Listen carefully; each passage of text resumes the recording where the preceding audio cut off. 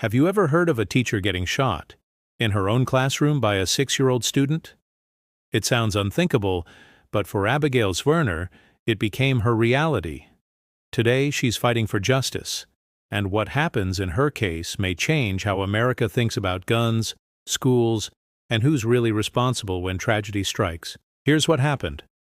Back in January 2023, at Richneck Elementary in Virginia, Ms. Zwerner was teaching her first-grade class. A boy just 6 years old brought a gun to school, pointed it at her, and fired. The bullet went through her hand and into her chest. Miraculously, she survived. But her life has never been the same. Now, she's suing the school's former assistant principal, Ebony Parker, for $40 million. Why? Because Zwerner says Parker was warned the boy might have a gun that day, yet did nothing to intervene. She describes the terrifying moments, the gunshot, the shock, her co-workers rushing to help as she realized she was seriously wounded. "I thought I was dying. I thought I had died," she told the court.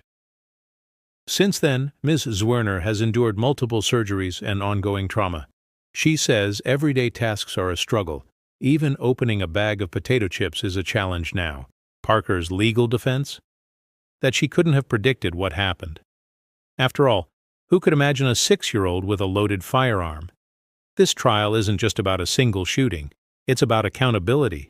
The lawsuit claims Parker's inaction amounted to reckless disregard for human life. It raises hard questions.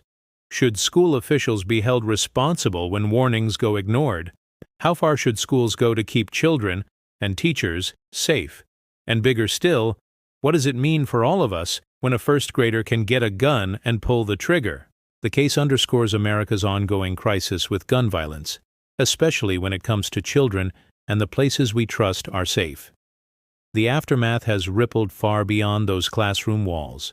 Parker now faces 8 counts of felony child neglect, a potential 40 years in prison. The boy's mother is also serving time on weapon and neglect charges. The boy himself?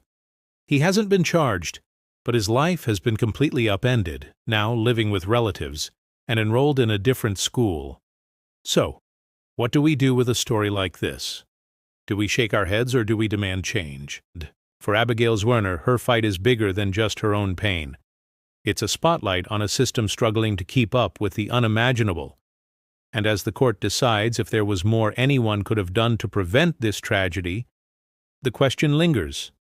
When it comes to our kids, our schools, and our safety, how much warning is ever enough?